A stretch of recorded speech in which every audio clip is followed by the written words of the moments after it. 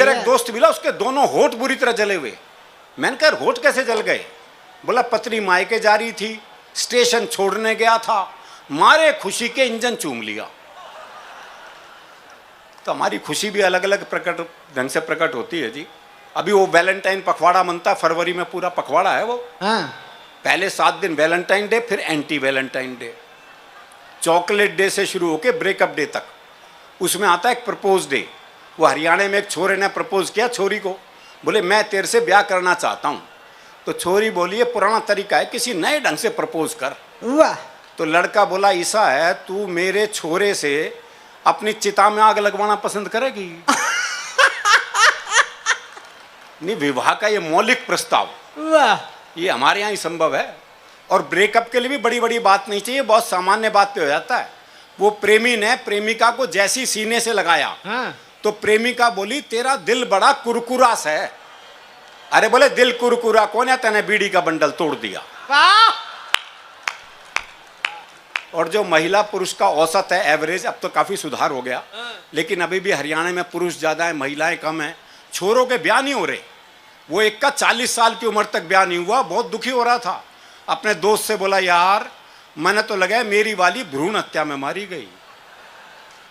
Sir ये तकलीफ है हमारी, और ये तकलीफ तब और बढ़ जाती है जब ओलंपिक हो, पैरा ओलंपिक हो, कॉमनवेल्थ गेम हो या एशियाड हो। जब हरियाणा की छोरियां पदक लेके आती हैं तो ये तकलीफ और बढ़ जाती है। और सर ये तकलीफ और भी ज्यादा बढ़ जाती है जब वही पदक लाने वाली छोरियां जंतर मंतर पर बैठी होती हैं और कोई उनकी सुन नहीं रहा होता। वाह। ये प्रेम की बात चली तो एक छोटी सी कविता याद आ गई मुझे। मैंने सोचा पुराने जमाने को वापस लाया जाए और इस बार प्रेम पत्र थ्रू कबूतर भिजवाया जाए। वाह। मैंने कबूतर के पंजे में चिट्ठी अटकाई और उसे बात समझाई, देखो भाई ये तो याद नहीं ये कौन से प्यार की कौन सी चिट्ठी है, पर तुम ऐसा करना यहां से 5 गली छोड़ के 6ठी गली में जाना और वहां जो गुलाबी छत वाली गुलाबी सी लड़की है ना नीलू, उसकी मम्मी को ये चिट्ठी दे आना। कबूतर बोला हे आदिकालीन युग के देवदास, इस युग में भी चिट्ठियों से आस। अब मैं ऐसी फालतू उड़ान नहीं भरता हूं, मैं खुद अपनी कबूतरी को व्हाट्सएप करता हूं। तो वो जमाने चले गए, पहले आदमी 5-5 पेज का प्रेम पत्र लिखता था, कितनी मेहनत होती थी, बाद में सिर्फ नाम ही बदलना होता था। वाह। फिर वो टेलीफोन का जमाना आया। वो मुझे एक शेर याद आ गया कि कर दिया इजहारे मोहब्बत हमने भी टेलीफोन पर, बात तो लाखों की थी 1 रुपए में हो गई। वाह। और अब तो मोबाइल का जमाना आ गया जी, आदमी मोबाइल पे आई लव यू टाइप करता है, वो भी पूरा नहीं, ILV और Y, और एक साथ 25-30 को सेंड। हाँ, कहीं से जवाब आएगा। वो उदय प्रताप सिंह जी की 4 पंक्तियां हैं कि हर फैसला होता नहीं सिक्का उछाल के, ये दिल का मामला है जरा देखभाल के। वाह। हर फैसला होता नहीं सिक्का उछाल के, ये दिल का मामला है जरा देखभाल के। मोबाइलों के दौर के आशिक को क्या पता, रखते थे कैसे खत में कलेजा निकाल के। तो वो प्रेम अब रहा नहीं, लेकिन हरियाणा का प्रेम अब भी ऐसा ही है। हमारे यहाँ पशु पक्षियों तक का प्रेम ऐसा है। वो मेरा एक दोस्त है जी, उसने तोती पाली, दुनिया तोता पालते हैं, तोती पाली। 3 दिन के लिए से कहीं बाहर जाना था, बोले यार क्या करूं, कौन दाना पानी देगा, बड़ा चिंतित हूं। मैंने कहा मेरे घर छोड़ जा, 2 तोते हैं, उन्हें दाना पानी देता हूं, इसे भी दे दूंगा। बोला भाई तेरे 2 तोतों के बीच में अपनी तोती छोड़ दूं ना। मैंने कहा नहीं यार, मेरे तोते बड़े धार्मिक हैं, तो खुद देख ले आके। अच्छा, उसने देखा बकायदा एक गीता के श्लोक पढ़ रहा, एक कुरान की आयतें पढ़ रहा, बोले बड़े धार्मिक है, कोई खतरा नहीं है। उसने तोती छोड़ दी। जैसी तोती पिंजरे में गई तो एक तोते ने दूसरे तोते को कोहनी मारी। अरे बोले पूजा पाठ बंद कर, दुआ कबूल हो गई। वाह। तो हमारे यहाँ तो पूजा पाठ भी क्या निकलिया, कोई भरोसा नहीं है जी, क्योंकि कितने धार्मिक है ये हमें पता है। जब हम मंदिर जाते हैं जूते ऐसी जगह उतारते हैं जहाँ से भगवान भी दिखता रहे और जूते भी, बल्कि जूतों का दिखना ज़्यादा जरूरी है। हाँ, भगवान तो कल भी वहीं मिलेगा। तो हमारा धार्मिक मामला बिल्कुल अलग है। वो एक हरियाणा का बूढ़ा मरण हो रहा था, तो एक ने कहा मरण ना हो रहा, अब तो राम का नाम ले ले। अरे बोले के नाम ले लूँ, 15 मिनट बाद आमना सामना ही ना बोलेगा। वाह। तो हमारी धार्मिक स्थिति भी अलग है। दरअसल क्या हमारे यहाँ, अच्छा देखो आप पूरे हरियाणा में आपको कहीं वृद्ध आश्रम की समस्या बहुत कम मिलेगी। हाँ। हरियाणा में अगर बूढ़े को पता लग जाए कि बेटा मुझे वृद्ध आश्रम में छोड़ के आने वाला है, तो बाप खुद बेटे को अनाथालय छोड़िया है। बोले जमा कर लो, इसने मेरा ना है यो। तो हमारी मस्ती बिल्कुल क्या मन का साफ होता है ना, जो मन में वो जबान पे। वो एक मुकदमा चल रहा तो देख ताई गवाही के लिए आई। अच्छा, दोनों वकील उसी के गांव के। तो पहले वकील ने पूछे, बोले ताई मुझे जाना है। खूब जानू हूं, गुलाब सिंह का छोरा है तू, एक नंबर का झूठा, तेरी लुगाई तक तो छोड़ के चली गई थी। बेचारा वकील सन्न रह गया जी।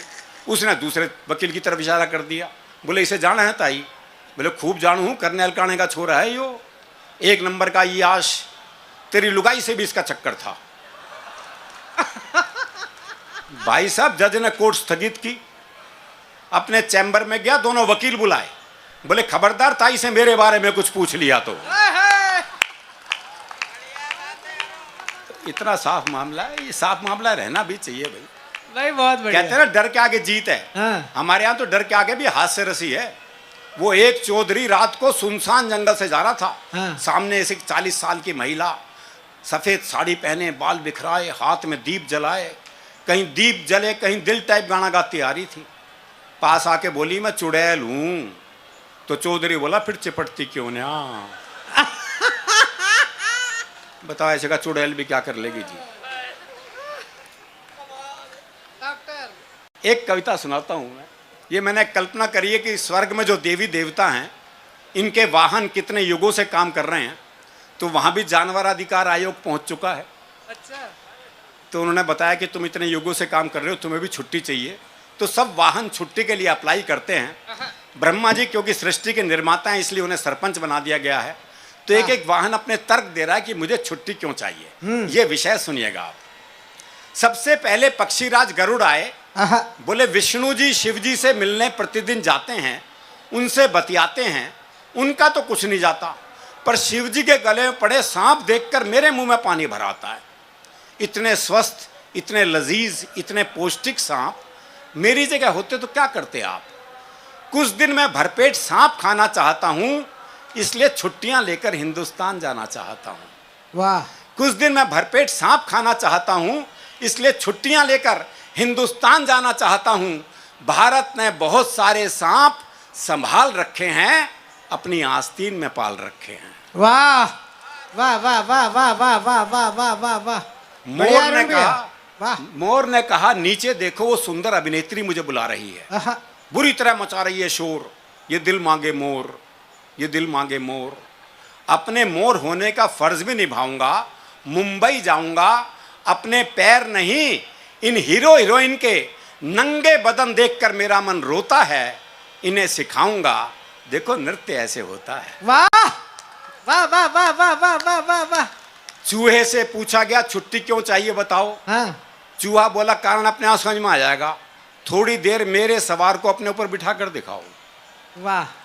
2 मिनट में करने लगोगे हाय हाय। वो सवार और ये सवारी, इतना बड़ा अन्याय। महाराज मुझे न्याय चाहिए 100%, छुट्टी क्या, मुझे तो चाहिए रिटायरमेंट। वाह। रिटायरमेंट इसलिए चाहिए हजूर कि एक बार अंगड़ाई लेना चाहता हूं भरपूर। सरकारी गोदाम में जाऊंगा और अपनी फेवरेट डिश खाऊंगा। मैं कुतरूंगा उन वनों को जो सिर्फ फाइलों में उगे हैं। वाह वाह वाह वाह वाह वाह वाह वाह वाह। मैं कुतरूंगा उन वनों को जो सिर्फ फाइलों में उगे हैं, और प्लेग फैलाऊंगा उनमें जो इंसानियत कुतरने में लगे हैं। वाह।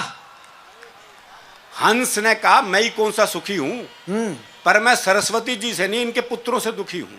क्या बात है। एक रात में 20-20 कवियों को सुनना नहीं खलता, पर कौन किसकी क्या सुना रहा है यह आसानी से पता ही नहीं चलता। वाह।